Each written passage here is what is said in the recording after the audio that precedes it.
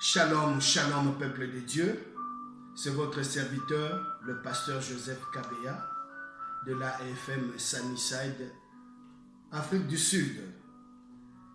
Ce soir, nous allons partager sur la volonté de Dieu, la volonté de Dieu. Nous allons prendre une écriture dans la parole de Dieu, Jean 6, le verset 38, qui dit ceci: car je suis descendu du ciel pour faire non pas ma volonté, mais la volonté de celui qui m'a envoyé. Je suis descendu du ciel, non pas pour faire ma volonté, mais la volonté de celui qui m'a envoyé. C'est Jésus-Christ qui déclare cela. Bien-aimés, dans ce monde, nous avons trois sortes de volontés qui opèrent dans ce monde. La première volonté, c'est la volonté humaine. La deuxième volonté, c'est la volonté de Satan. Et la troisième volonté, c'est la volonté de Dieu. La volonté n'est rien d'autre que le fait de décider, le fait de déterminer ou le fait de prendre une position donnée, exprimer son vouloir.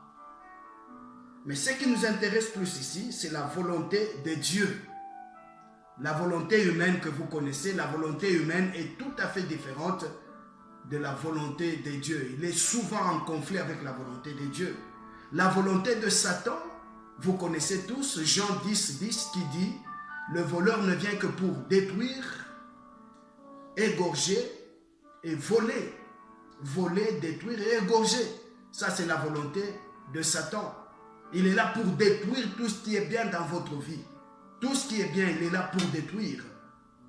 Par exemple, la maladie, la pandémie ici, ce n'est pas la volonté de Dieu, c'est la volonté de Satan. La maladie ne vient que de Satan. Amen.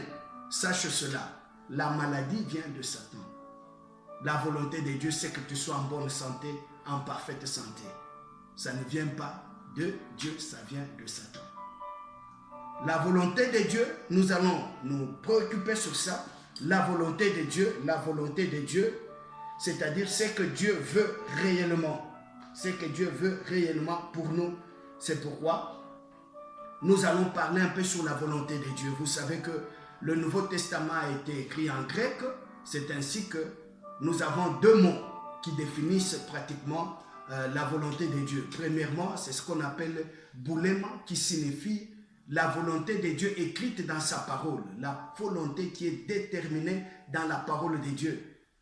C'est une volonté qu'on peut découvrir facilement lorsque nous consultons la parole de Dieu. Nous savons ce que Dieu veut concernant telle matière ou telle autre matière. Telle situation, telle autre situation. Et le deuxième mot grec, c'est le mot téléma, qui signifie tout simplement la volonté de Dieu pour l'homme de manière individuelle. C'est là où nous pouvons chercher à savoir: est-ce que je peux me marier? C'est celle-ci mon épouse?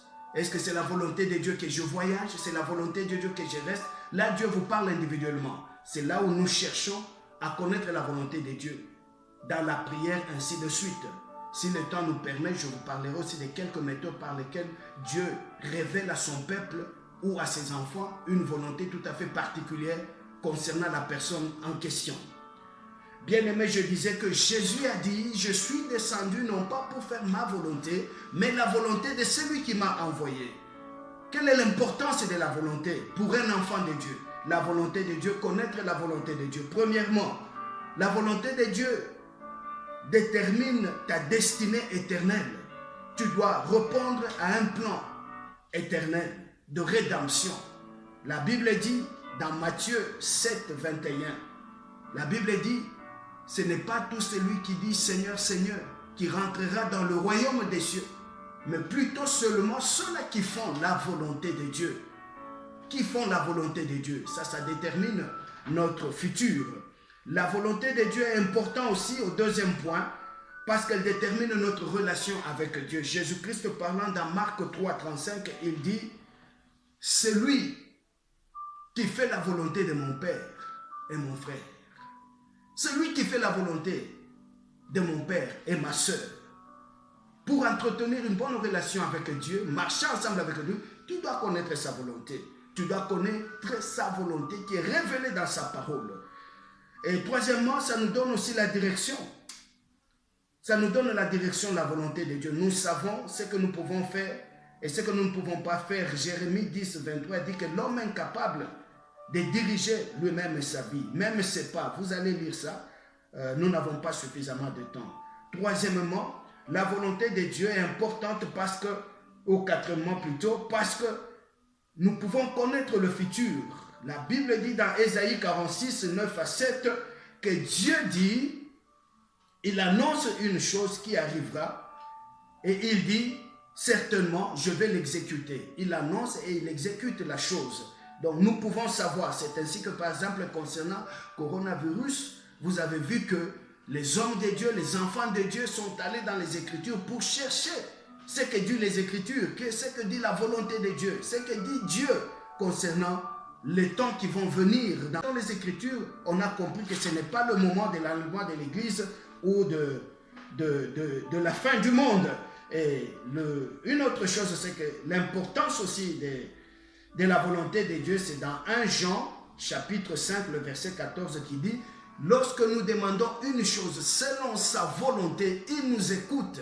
Il nous écoute, bien-aimés. Lorsque nous connaissons la volonté de Dieu, nous pouvons prier effectivement et avoir une réponse. Parce qu'on est dans la volonté de Dieu, Dieu va libérer la réponse. Quelle que soit la situation, il libère la réponse. La volonté de Dieu aussi est importante parce qu'elle nous permet de connaître, n'est-ce pas, ou de marcher. Sachez que nous obéissons à sa volonté, à sa voix. Ça attire les bénédictions. Les bénédictions viennent vers nous. Les bénédictions viennent vers nous. Bien aimés, on n'a pas suffisamment de temps, mais nous voulons parler rapidement sur comment Dieu parle à son peuple, comment Dieu parle à l'homme. Dieu n'a pas besoin de vous parler individuellement sur ce qui est déjà écrit ou révélé dans sa parole. Mais quand il utilise certaines autres méthodes, c'est pour vous parler individuellement sur un domaine donné, sur une situation donnée. Dieu parle à travers la prière. À travers la prière, Dieu peut vous répondre. Acte 13, 2 à 3, il a répondu dans l'église d'Antioche, là où il y avait des prophètes, des docteurs. Il parlait ainsi de suite. Il a dit, mettez-moi pour l'œuvre à laquelle je les ai appelés. Dieu peut vous parler par les conseillers. Vous pouvez lire ça aussi dans Proverbe 11, 14. Dieu parle aussi par les circonstances. Rappelez-vous de Joseph quand on l'avait vendu. Genèse 45, 5, 8. Dieu parle par les circonstances. On l'a vendu de manière qu'il soit acheté par Potiphar, ainsi de suite, pour accomplir le plan de Dieu. Dieu parle aussi par les anges. Les anges. Souvenez-vous de la naissance de Jésus-Christ. Luc 1, vous pouvez lire ça aussi. Acte 8, 26, avec Philippe. Dieu parle aussi à travers un miracle. Les miracles pour permettre à ce que les gens se détournent de l'adoration des idoles, qu'ils reviennent à lui. 1 Roi 18, 36. Dieu crée un miracle pour que les gens reviennent à lui. C'est une manière de parler. Il parle aussi par le rêve. Genèse 23, il parle aussi par des visions. Même par une voix audible. Dieu parle par la voix audible. Il parle aussi par la voix du Saint-Esprit. Romains 8, 14. Ceux qui sont enfants de Dieu sont conduits par l'Esprit de Dieu. Dieu nous parle de plusieurs manières. Donc, il est vraiment impératif pour tout enfant de Dieu de connaître la volonté de Dieu. De connaître la volonté de Dieu pour une matière donnée. D'où consultons la parole de Dieu et prions aussi, écoutons le Saint-Esprit pour qu'on reste dans le voie de Dieu et les bénédictions vont nous accompagner. Que Dieu bénisse sa parole. Merci beaucoup, nous allons prier. Père, merci pour ta parole ce soir. Merci Seigneur, je prie pour que tu puisses aider ton peuple à découvrir la volonté, ta volonté concernant telle ou telle autre situation, afin qu'il marche dans tes voies pour recevoir les bénédictions qui viennent de toi. Seigneur, nous avons compris qu'à travers ce message que la maladie ne vient pas de toi et la maladie n'est pas ta volonté. C'est que tu veux que ton peuple prospère à tous égards et qu'il soit en bonne santé comme prospère l'état de leur âme. C'est pourquoi je prie pour le malade maintenant. Au nom de Jésus-Christ, je prends autorité et domination sur tout esprit de maladie, hypertension, hypotension, complications pulmonaires,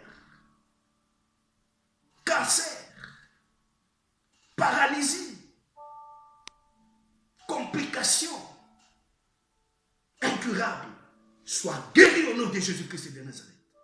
Je commande à ces esprits de ténèbres de quitter vos corps, de libérer vos corps, dans le nom de Jésus-Christ. Tous ceux qui sont troublés par les esprits méchants, soyez libérés au nom de Jésus-Christ de Nazareth. Tous ceux qui sont troublés par telle ou telle autre situation, recevez la solution au nom de Jésus-Christ. Recevez la solution au nom de Jésus. Tous ceux qui sont dans la confusion, ils ne savent pas prendre une décision donnée. Ils ne savent pas prendre un choix ou faire un choix. Recevez la lumière par la parole de Dieu. Dans le nom de Jésus-Christ. Dans le nom de Jésus-Christ. Merci Seigneur. Merci notre Dieu. Bénis ton peuple. Bénis l'église. Bénis tes serviteurs, tes enfants. Et c'est là dans le nom de Jésus-Christ. Nous venons ainsi de prier. Amen. Merci beaucoup. Que Dieu vous bénisse. Bye bye. À la prochaine.